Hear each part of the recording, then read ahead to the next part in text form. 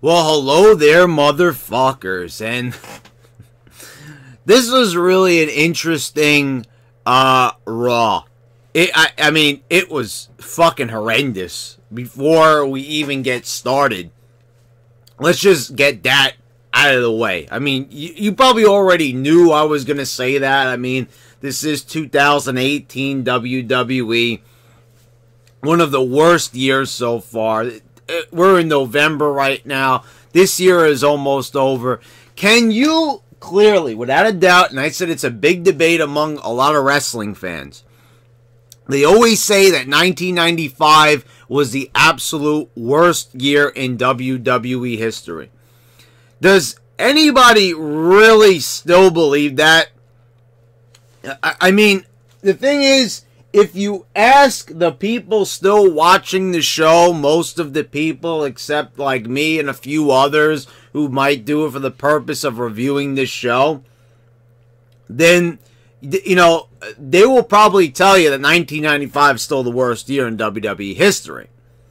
Now, if you ask me or any others who are not feeling this product at the moment and continuously shit on it, and also the people that are not even here in the YWC and don't even commentate on the show, do reviews or rants on it, they will, you know, the casuals that left years ago, they will tell you probably that 1995 is far superior to this shit. And it's probably superior because at least maybe some people might have watched it. Now, the ratings were very low at that point, but I'll tell you this, I mean, at least it felt like certain things were going on. It less, you know, I'd rather take characters and goofballishness because sometimes it was so bad that it was good. This is just so bad, it's fucking terrible. Like, it's even worse. You've heard that old expression that something can be so bad that it can be good. Well, this is so fucking... And like I said, at least in 1995, you still had Bret Hart. You still had Diesel. You still had Shawn Michaels. You still had certain people there that were still keeping things together. Now, I'm not saying that you don't have stars here, but the stars that they do have, they make them look fucking ridiculous. And wait till we get to talk about Bobby Lashley. So for people who might skim through these videos and stuff, I suggest that you don't do that for this video. Because you might miss something, because we're going to be talking quite in depth about this show and just how fucking terrible it is on every single conceivable goddamn fucking level. Every single thing they do, it's I don't know. It's got to be a rib. It's got to be done on purpose, because I just can't see how it could possibly be this bad without being done on purpose. I mean, unless that this is being run by mentally challenged people, which may be the case, I just don't see how so many obvious things go unnoticed by such a large staff. I've never seen such an... I mean, it's basically, you know, at least when it's something like with Congress, you know why it's being done. You know why they're doing bad, because it's being done on purpose for a means to an end.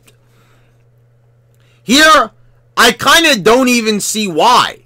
Because it's like, yeah, they're more focused on building their brand than building stars, but in the process, their brand looks fucking horrendous, especially because they went through with the crown jewel thing anyway. Alright guys, we're getting about 5 minutes into the video. I need to start talking directly about the show and stop dancing around it, because we're going to be here forever. We started off with Braun Strowman interfering in the Tag Team Battle Royal. So, right from the start of the show, you know, he throws everybody out. Everyone's eliminated. So right then and there, basically what we got right here, this was a repeat of the Battle Royal they had before WrestleMania.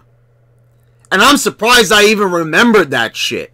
Like, I was like, I have a good memory, but I usually tend to forget this shitty product and what's happened in it in the most recent years. And I'll sit back and I'll be like, oh, well, you know, I kind of forgot about that. This show's so fucking bad. Why would I remember?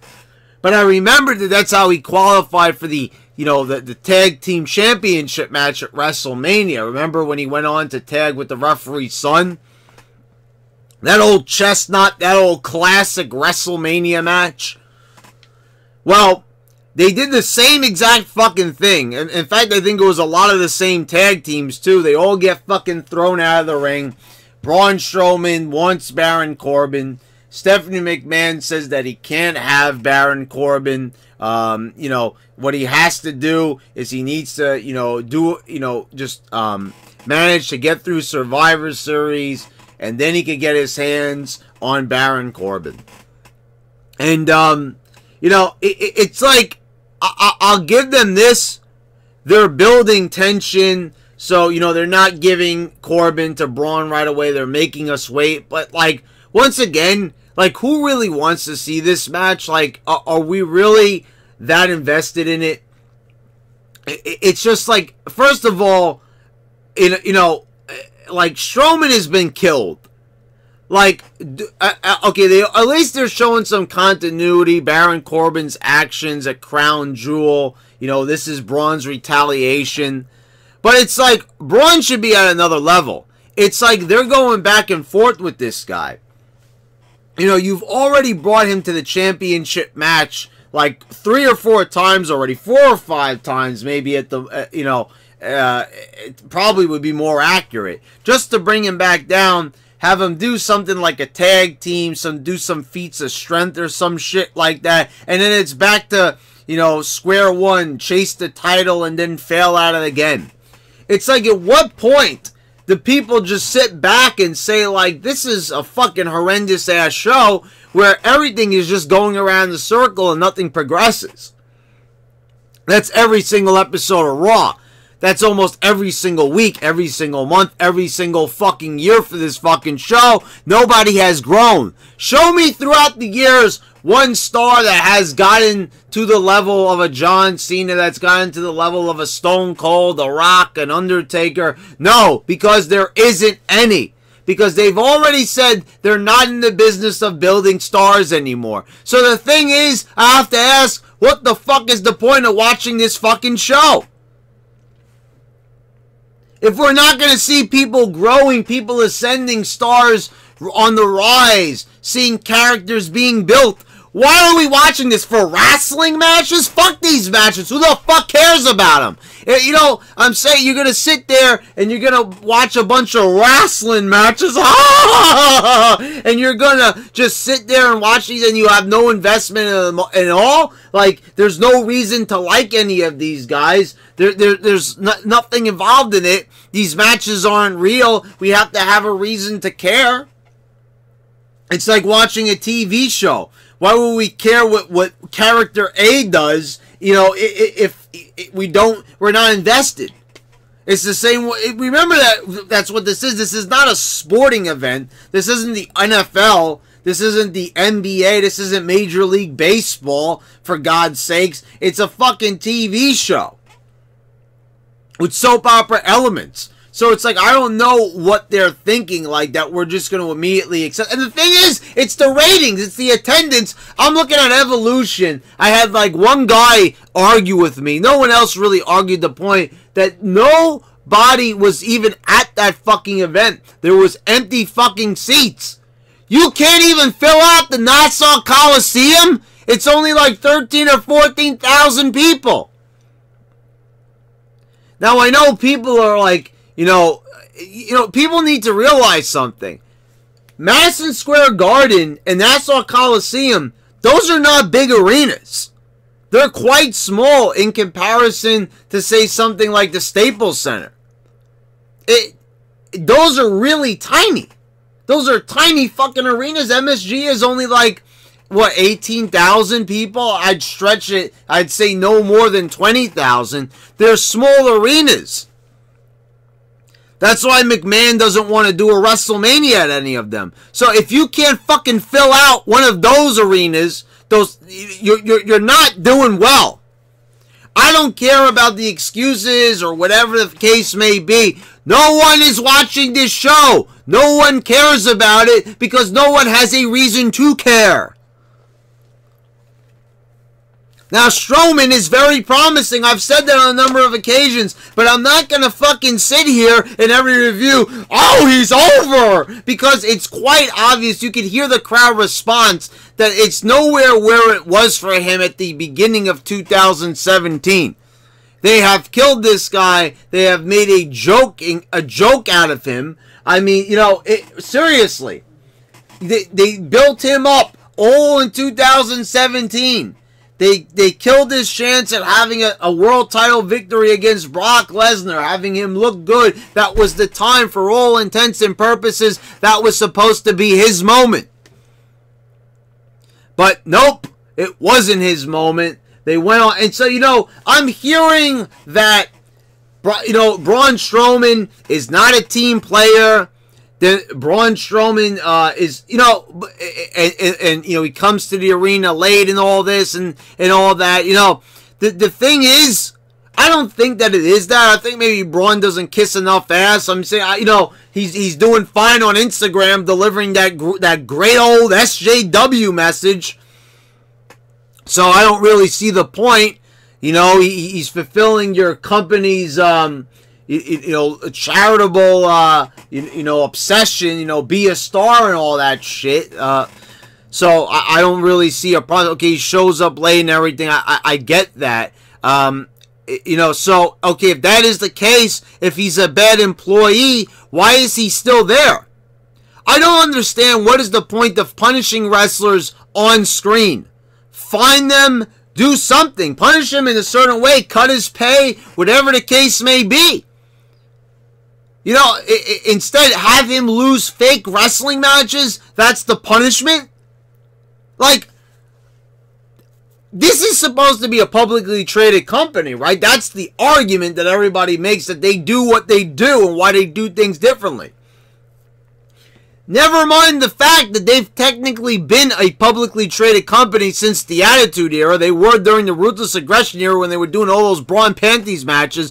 You had Vince McMahon saying the N-word to John Cena. Why it was a publicly traded company, but all of a sudden, oh, it's a publicly traded company. You know, so there's the excuses. Let's never mind that they were a publicly traded company for a good 7-8 years before they went PG. So, you know, I don't get it. We're punishing Baron Corbin on TV. We're having him lose the briefcase a year ago. All these different punishments, and they're like fake punishments. Because what we're doing here is we're having them lose fake matches. They're playing characters on TV, so you're punishing the character instead of the fucking human being in real life.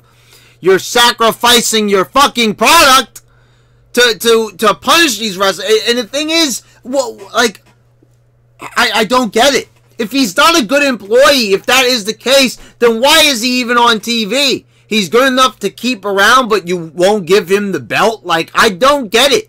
I'm sorry, I just can't comprehend that shit. I don't understand, like, something's weird about that fucking story is all I'm saying. Alright, let's move on to something else here. So all you need to know is he's going around in circles. Tamina defeated Ember Moon. There's no reason why Tamina should have so many problems with Ember Moon. Also, I need to say this. So, Ember does a suicide dive into Nia Jax on the outside. She was ringside with Tamina. She bumps into her. You know, she no-sells it. That was a great spot. I like that. But did you see the look on Nia Jax's face? Like how she had no fucking expression whatsoever? This chick has, like, no expression at all. Like, you know, not a mean face or anything like that. Like, she does not play the role of a monster well at all. Now, I'm not saying that Nia Jax can't be, you know, that maybe she's like a little bit, you know, too pretty. So maybe, you know what I'm saying? Like, look at the difference between her and Awesome Kong. Awesome Kong is like not attractive, so you really get like that intimidation factor. Nia's got a pretty pleasant face and everything. I think she's pretty attractive. So, you know, people have said that kind of hurts her in a way, but I think that she could still be good looking and, you know, still be dominant and everything like that. Like, it, you know, China managed to do it. She was attractive, and, you know, somehow she managed to be, you know, very effective in being intimidating.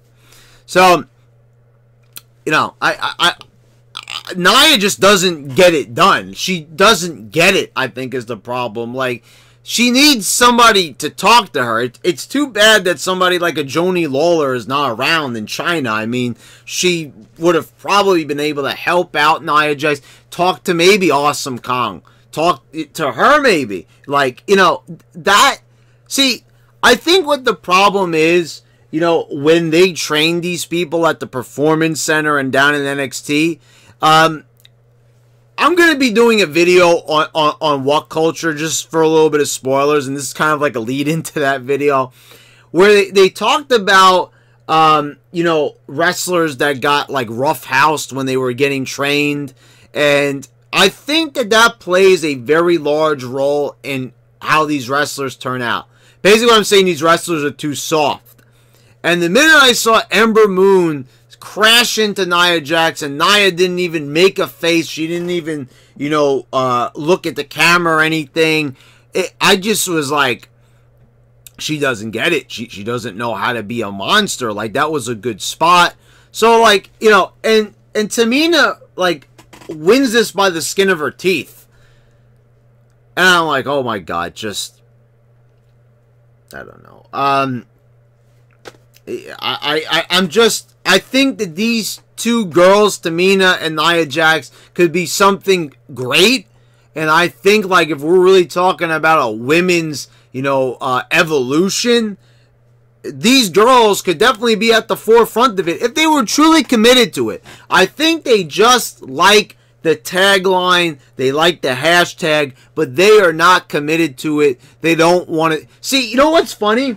How did TNA, and I don't even like TNA, I'm sorry, people get mad at me when I say TNA, Impact Wrestling, you know, people get, you know, so they get mad when I say TNA because they don't really call it TNA anymore, it's Impact Wrestling. So in Impact Wrestling, they managed to actually get a lot of these women over and, you know, make the division meaningful, without it being pretentious, without making it, you know, relegated to a hashtag, without making it like some type of lame-ass movement, you know, making it super, like, feeling political and just, you know, just having a very polarizing effect on the audience. You know, how come Impact Wrestling managed to do that and WWE can't get it done?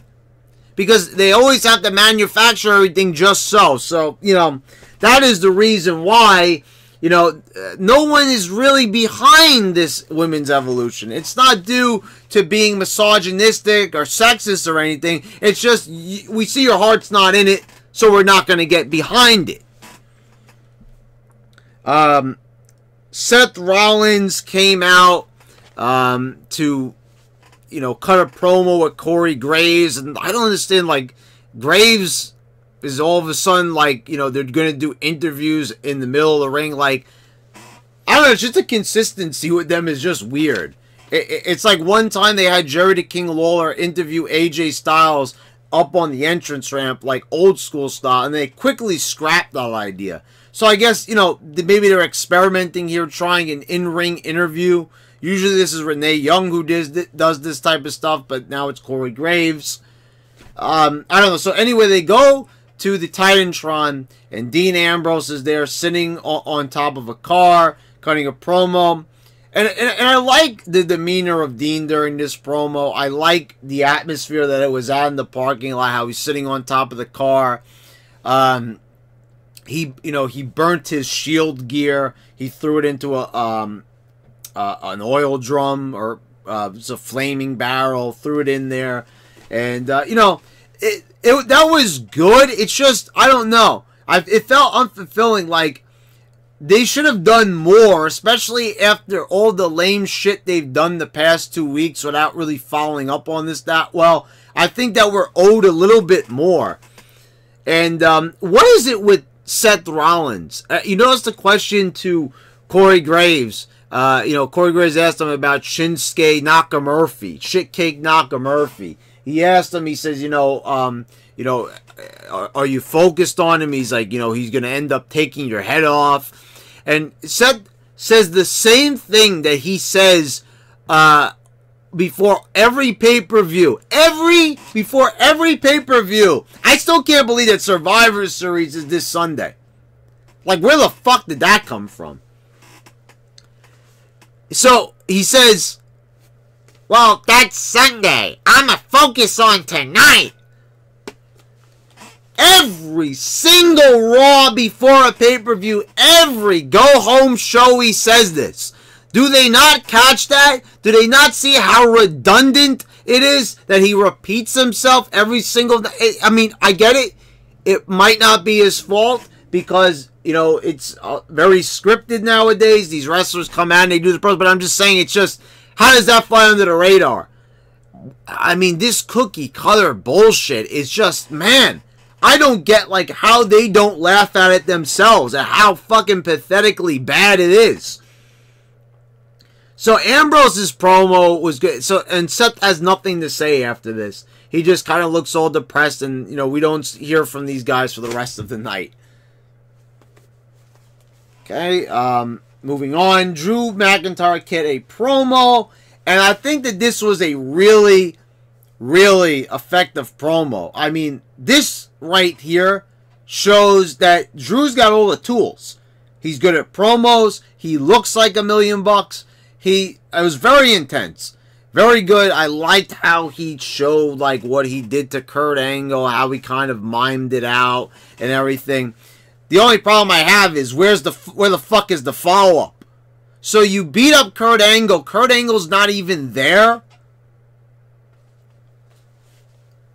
I mean, that just made Angle look like shit. And this is what I'm saying. It's like, they're not committed to it. That's why I had such a problem with it last week.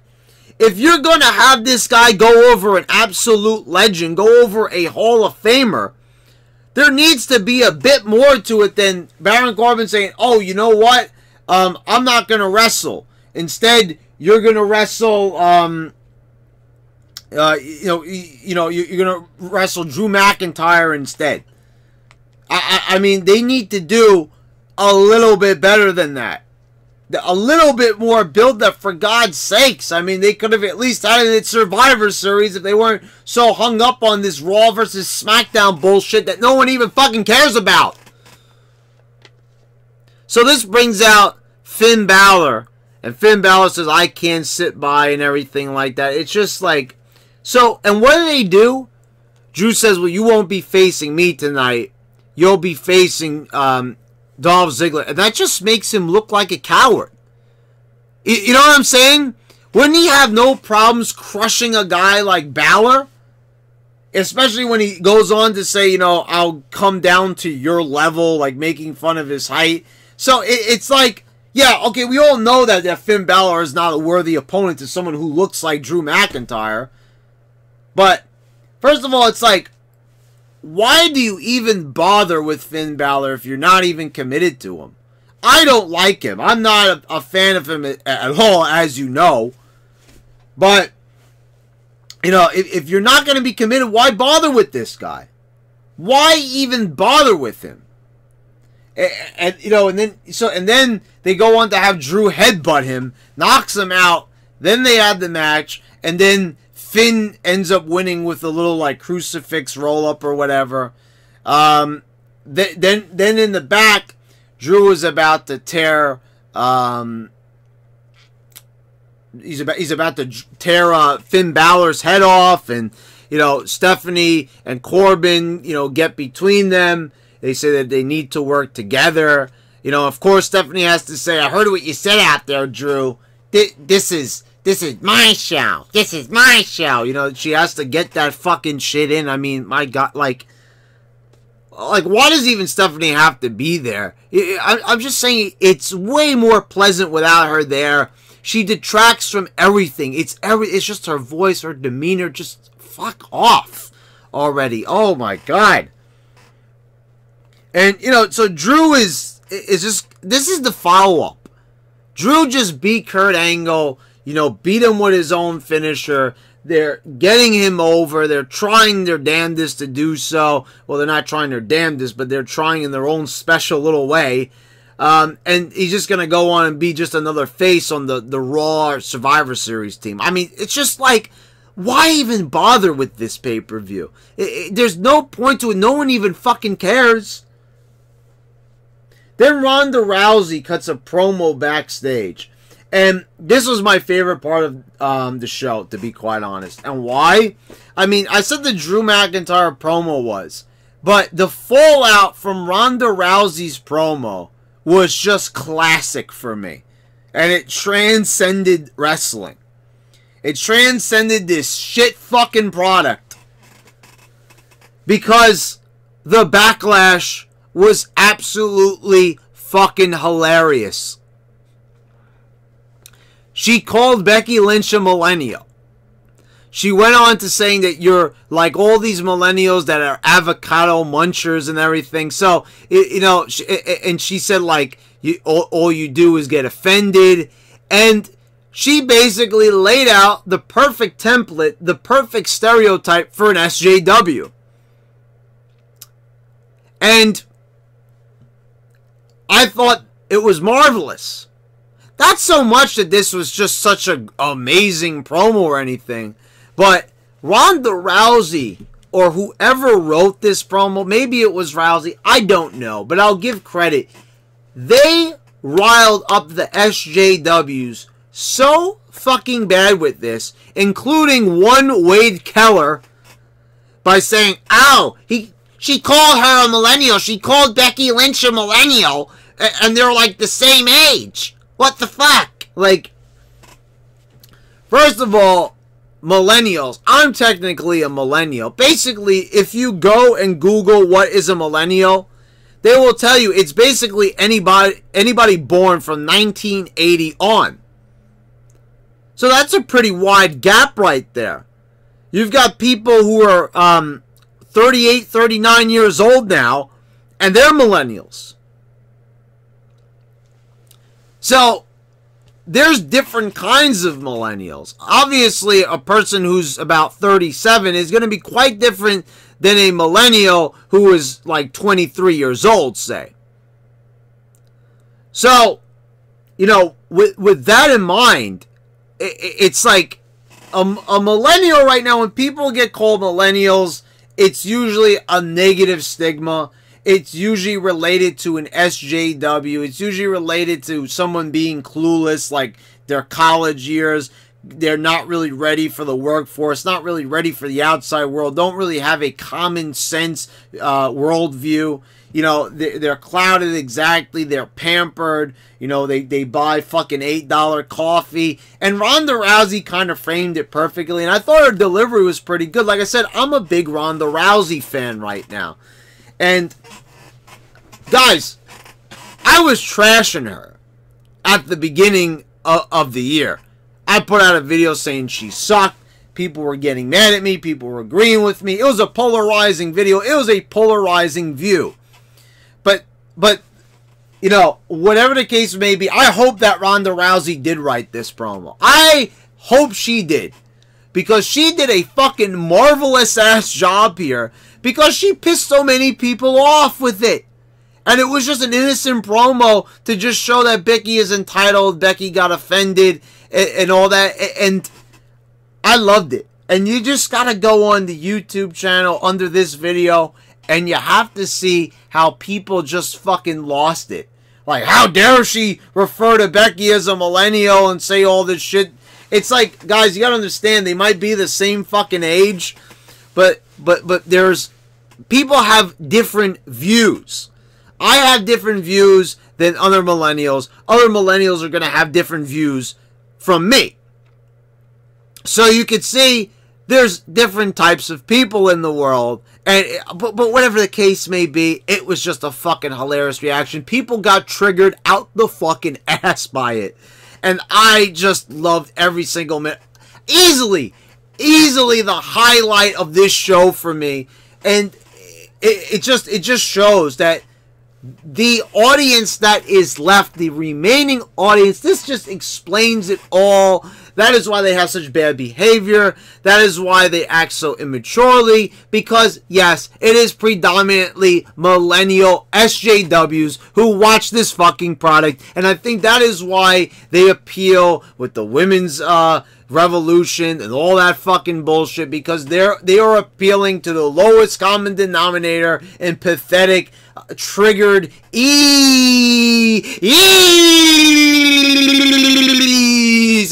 offended SJW motherfuckers. Thank you. Thank you to anybody who was involved in the writing of this promo, because it was an ace job. Thank you for that. Muchas to the motherfucking gracias. Ruby Riot came out to cut a promo, and this was like the exact opposite of the Ronda Rousey promo. The Ronda Rousey promo was original.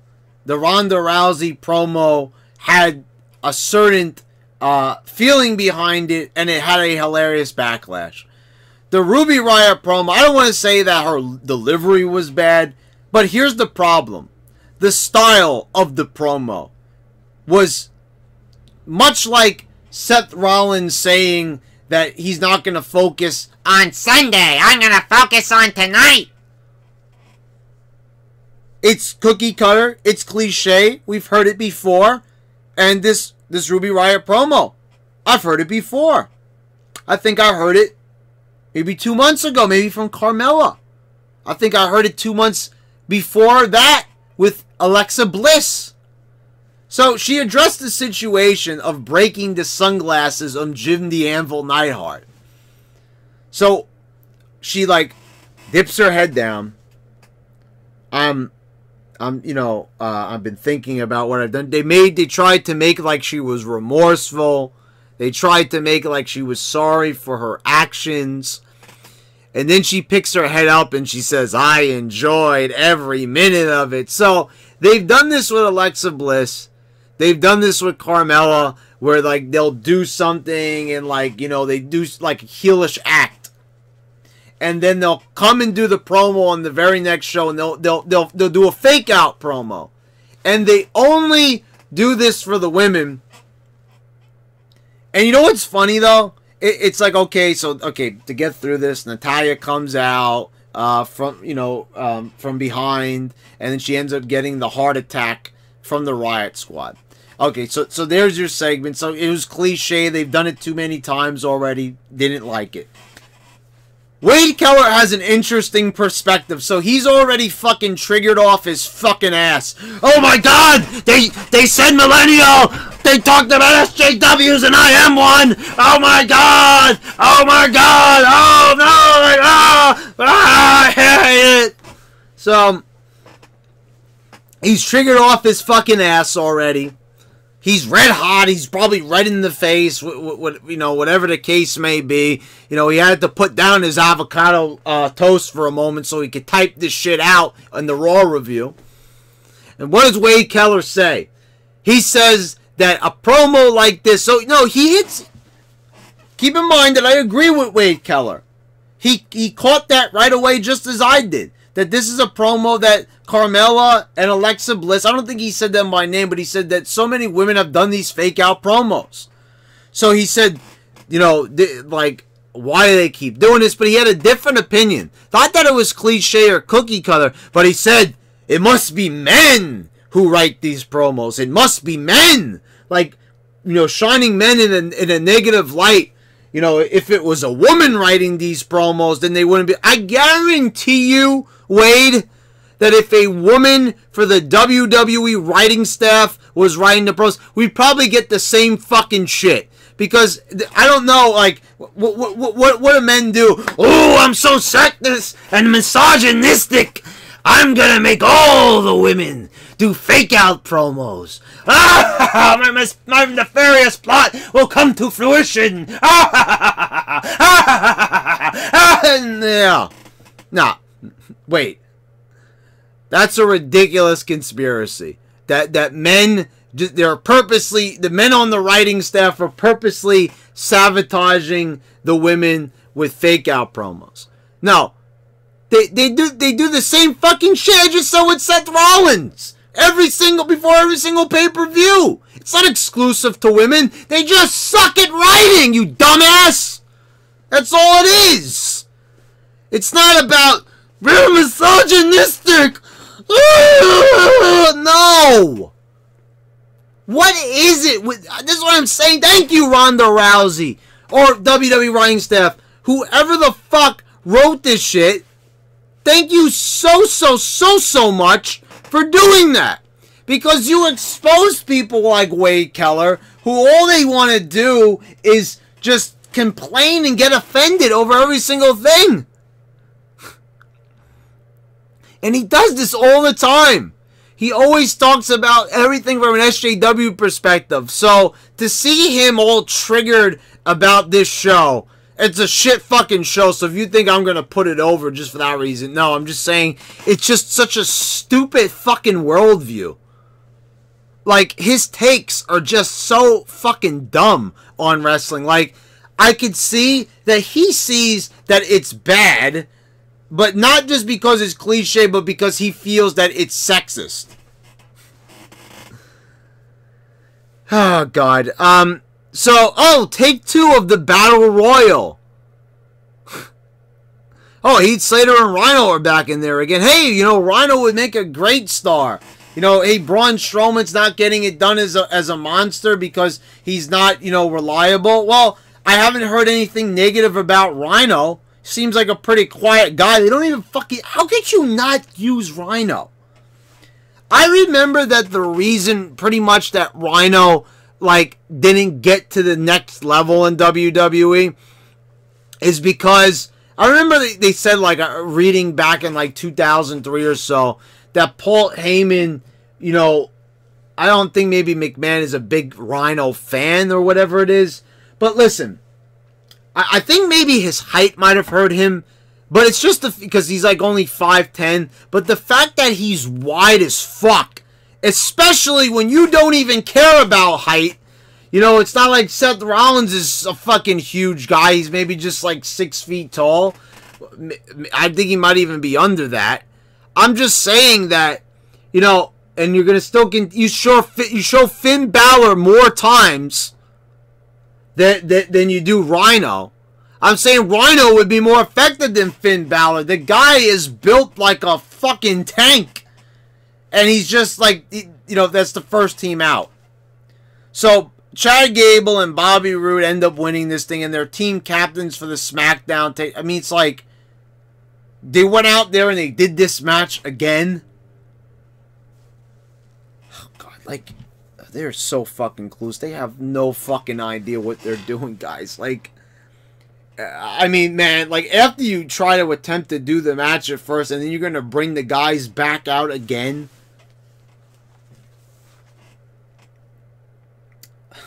So, Brock Lesnar is on this show. I don't even know if they announced that last week. So, Paul Heyman cuts another promo. He's acting super fucking cartoonish as usual. AJ Styles is not going to end up winning this year. They had the same match last year and everything. And I seriously can't believe that we're doing this the same fucking match 2 years in a row. So, Jinder Mahal comes out. And finally, we remember that he's WWE. He was a former WWE champion. He comes out and he recounts the story that hasn't been touched on in over a year. I was scheduled to face Brock Lesnar. And then at the last minute, AJ Styles robbed me of my opportunity. And, he said, so, he says, I underestimated AJ, and I have advice. I'm going to help you, Brock. So he gets in the ring. They do the whole Shanti thing, and Brock destroys all of them. F5's Jinder. Jinder's not even at Survivor Series. Jinder, like, I don't know. This guy must have done something wrong. Or maybe McMahon was annoyed that he upset the Smarks. I don't know. It's got to be the former, though. It's got to be the fact that he did something, because to be treated this, so I don't understand. So Braun Strowman, you know, they won't treat him like Jinder, even though he shows up late all the time. You know what I'm saying? He's still held in the higher regard than Jinder, but why are they making Jinder like sewer water? Like, they're making this guy lose. They're making him look ridiculous. They're having him get manhandled. Look at Jinder. He might not be quite as wide as Brock, but he's got a better build. I'm being quite honest. I'm looking at Jinder and I'm looking at Brock. I'm going to be quite honest. I think, if you ask me, Jinder has a better build. I think Jinder is, you know, pretty intimidating looking. I mean, look at the fucking guy. He's jacked as fuck and he's big. You know, it's not like he's like a Finn Balor where he's just cut but he has a small frame. Jinder is pretty fucking, you know, built up. You know, if the proper build was put for it, you could kind of see somebody like Jinder beating a Brock Lesnar. Of course, not at this stage in the game, but if properly built, you could see it. Could you not see a guy that looks like Jinder taking into a guy? He looks better. He does. So to have him be treated in this way, it's like, you know, oh man, and just hearing Paul Heyman with the Paul Heyman shtick, guys, please, you can really not say at this stage in the game after all these years that you still enjoy these Heyman promos. They're so tiresome. We just talked extensively about cookie cutter promos and saying the same fucking thing. They're the same fucking thing. Spoiler, spoiler, spoiler. Like, come on already. Like, it might have not said spoiler here, but it was the same fucking shit. The champion of champions. I think he said that last year.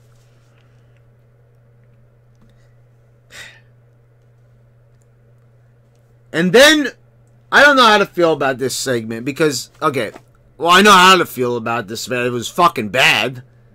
Okay, but let's talk about this. Let's talk about this. So, Lio Rush is in the ring with Bobby Lashley. He's, you know, hyping him up and everything. He's doing the poses. And then he says, then we're going to do the famous pose. And so, look, what does he go on to do? Just in case no one really got to see this. He went on and he had Bobby Lashley do this. Bend over with his fucking ass like this. And then he does it and then he does that.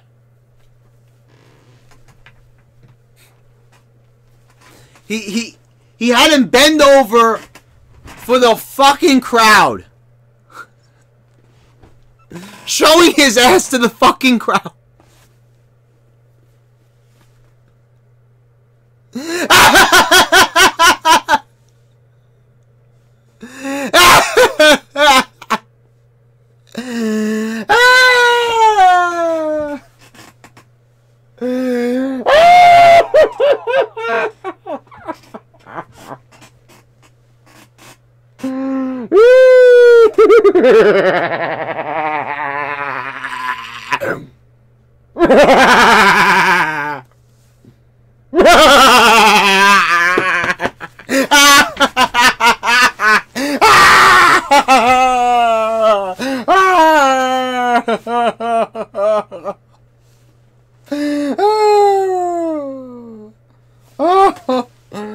Oh, God. I don't know if I'm laughing or crying. Oh, God. Oh, my. Oh, I can't get up. Oh, my God. Oh, my God. Oh, God.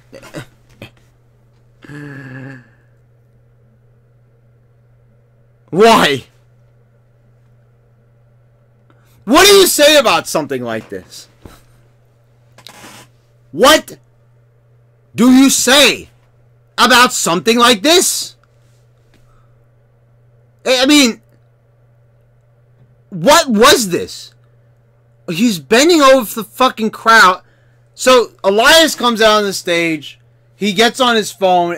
This was like a little bit of unintentional damage control. He was being funny.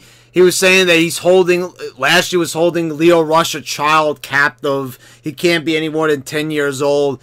Elias was being funny, but like he says on the phone, like he's having Lashley bend over. The thing is, guys, like, this was so awkward. This was so homoerotic. This was just so confusing.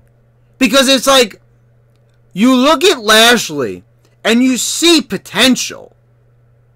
You see a star. You see a guy built like a fucking god. I mean, this guy's build. We just talked about Jinder Mahal's build. And I mean, I know that certain people feel it's homoerotic to talk about others' build, but I'm sorry, I'm into fitness. I do. I get it. You know, when somebody works hard to build their body, whether it's a man or woman, I'll say, like, fuck, you know, they've done a great job. And, like, come on, guys. Like, Lashley, you could say he's taking steroids, but I think what people don't understand about steroids, you don't just take an injection, pop a pill, whatever the case may be, and instantly grow muscles. All steroids does is act as a stimulant to help you in a workout. You still have to put in so much fucking effort. So, you know, you could say the claims, but, like, this is a guy that deserves a lot because he puts a lot of hard work into what he does. So I understand that Lashley doesn't have really the best voice. He's not really the best talker. So they give him Lio Rush, but Lio Rush is not getting it done. He's being more annoying than anything, and not in a heel heat type of way. He's just annoying. You know, it's like if you want to know how to, like, get under people's skin but still be an effective heel, talk to Enzo. He could show you how you could take the fucking stick and use it as a fucking weapon to further yourself. It doesn't matter your size or anything, but he's not a good mic man at all. So, anyway, they have a match. This is a qualifying match to get onto the men's Raw team. So, Leo does a funny spot where he comes out from under the ring. He holds his leg, and, you know, he gets counted out. Then, you know, then he gets back. Then Elias gets back in the ring. He grabs Lio Rush, and I think like he hit the drift away on him or whatever. I don't even fucking remember. Whatever. It's just, guys. So okay, so Lashley qualifies. Okay, I don't even fucking care. All I'm just saying is, like, what the fuck were they thinking, putting this guy in the middle of the ring and having him bend over to the fucking crowd? When DX mooned the crowd, that made sense. But a guy like Lashley with that type of character, that he's a big, monstrous heel, he's bending over for the fucking... Oh, my God. Like, what is wrong? I'm just saying, like, before they went out and they did this segment, did no one say about all the fucking jokes going back for so many years and years about people bending over? Like, I'm just saying, like, do I need to even say more? Do I even need to go any further than that? About somebody bending over. And why that might be negatively received?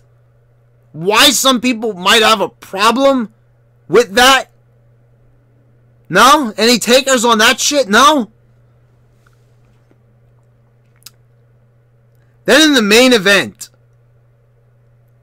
you had, now this is another interesting thing about this episode of Raw. I mean, you know, we've had, this has been quite a bad show. I mean, this show right here, I look at it, and I just see, like, what did we even witness tonight? Anyway, like, you just heard what I just talked about. Like, if you're going to go ahead and say that this show wasn't bad, I mean, I don't know. But anyway, so Alexa Bliss is out there. You know, I don't know if they're like, she's a team captain, but they're making her authority figure with the blazer. Like, I don't understand. Like, she's not an authority figure. She's just a team captain. But all of a sudden, they're like, I don't know. They have so many wrestlers that are like injured and they're not like wrestling on the team. Like Corbin is a captain, but he's not on the team.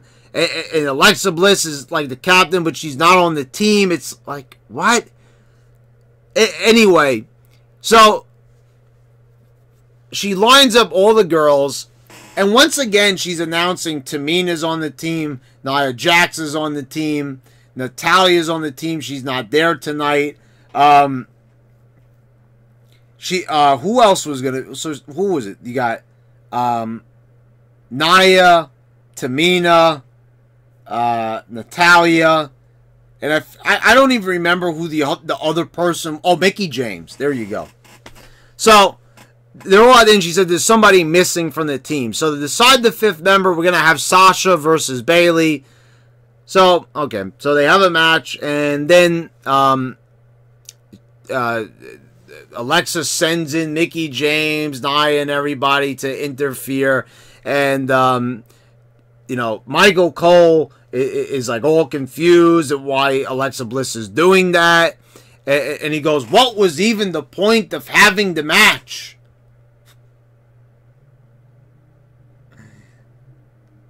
I mean, honestly, it is way too easy to do a bad review on this show. I mean, honestly, like,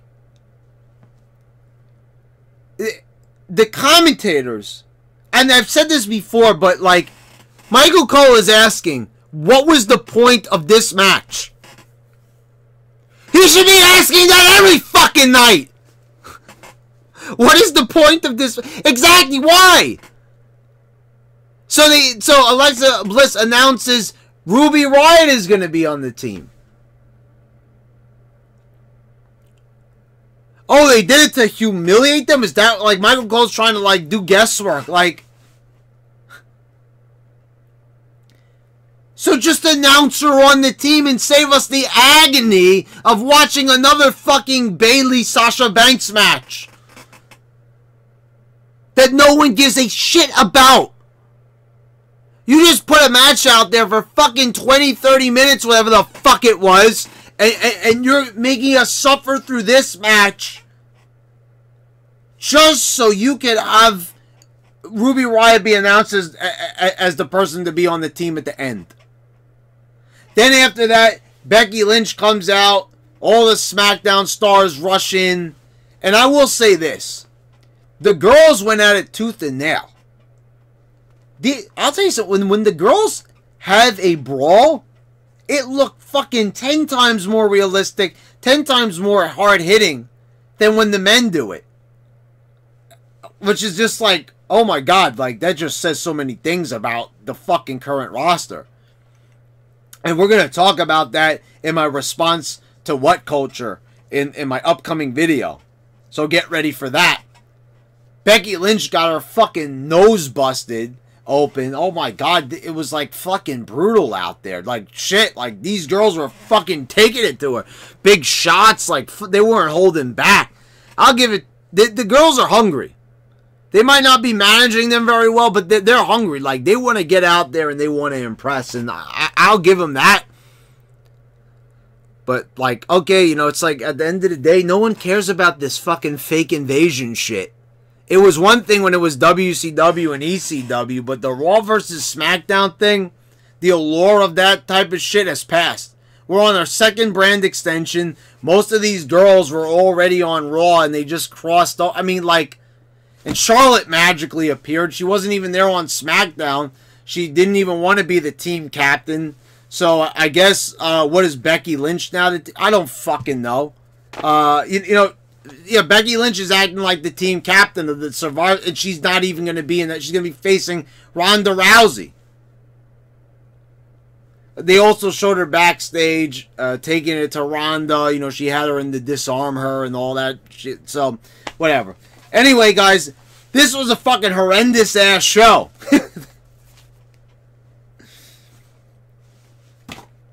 Bobby Lashley bending over.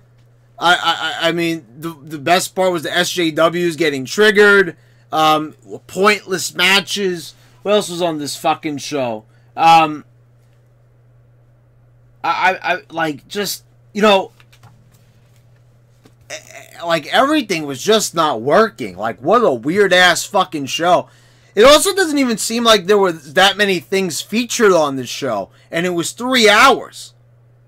But yet, like, I think everything just, like, went on forever, basically. Well, there you go, guys. There's your Raw review. I think this has been long enough for you. I mean, holy fucking cow. Anyway, guys, thank you for watching. Please subscribe if you haven't already. Click the bell so you get all the notifications when I post all my new videos. Check out the content I have posted here. And, guys, thank you for watching. This has been your YWC Champ, and I'm signing out.